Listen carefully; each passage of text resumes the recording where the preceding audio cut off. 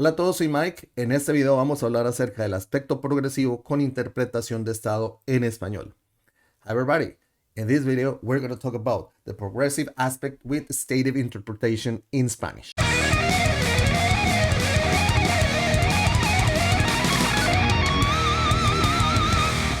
The progressive aspect with stative interpretation, or the stative use of the progressive aspect, is an interesting phenomenon in English, and is commonly contrasted with how similar expressions are used in Spanish. So, in English, the progressive aspect is formed when we use the verb to be and another verb in the ing form. This is basically in order to describe actions that are ongoing or in progress, continuous actions. For instance, I am running. This is an ongoing action. She is eating. It's current continuous activity. So the progressive aspect usually implies a temporary or unfinished action which is happening at the moment of speaking or within a limited time frame. This is the progressive aspect. Now, in English, certain verbs that indicate position or bodily state, such as sit, stand, lie, kneel, can use the progressive form not to describe an ongoing action, but rather a state of being or a condition. I say, I am sitting. She is standing. They are lying on the floor. In these cases, sitting, standing, and lying, these words don't convey actions in progress, continuous actions, active actions, but rather the state or the position of the subject. It's different. So you might wonder why in English we just don't simply say I sit or she stands to indicate these states. In English, the use of the simple present with the verbs sit, stand, position, verbs. This usage of these verbs in this present tense tends to sound like habitual or permanent. Like if I say I sit, I could imply that I sit regularly or habitually. Like I sit in this chair every morning, as opposed to I'm sitting here in this chair. So when I say she stands, it could imply that standing is a regular or defining characteristic rather than something that she's doing at certain moment. So when we want to describe a temporary state or position at the moment in English, we use the progressive. So I say I am sitting right now instead of I sit right now. So in Spanish treats these types of expression differently because in Spanish we make differences between actions and states in a different way, especially when we use the verb to be, because we have ser and estar, right? Which is to be in English. So in Spanish, when I describe states or positions, I use the verb estar and I use the past participle of the verb, which is going to function like an adjective. So when I say I'm sitting, I don't say estoy sentando. I say estoy sentado.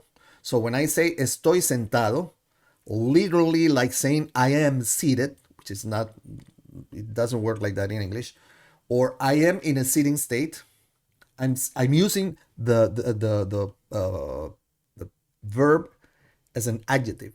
Estoy sentado.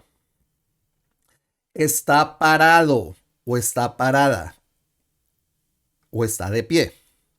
He, you, or she is standing. You are standing in this case, in the case of usted. De pie or parado is de pie in this case is an idiomatic expression for standing in Spanish. De pie o parado. Estamos acostados. We are lying down. So, in these sentences, sentado, de pie o parado, and acostado, these words function as adjectives, describing the current position or the state rather than actions in progress. And this is very important because if we are thinking I'm sitting and we want to say that in Spanish, we may want to say estoy sentando, which is not correct. So in Spanish, we don't use the present progressive or the progressive form for these body positions. We use that for ongoing actions, just for ongoing actions. So if I say estoy sentando, like I'm sitting, we don't really say sentando because that would be more like a reflexive verb. So we have to say estoy sentándome, which implies that I'm in the process of sitting down at this moment. And it describes the movement of going into a sitting position and not the state of being seated. In Spanish, I can say estoy sentándome and I'm sitting down, and then I say estoy sentado, I'm sitting. It's different.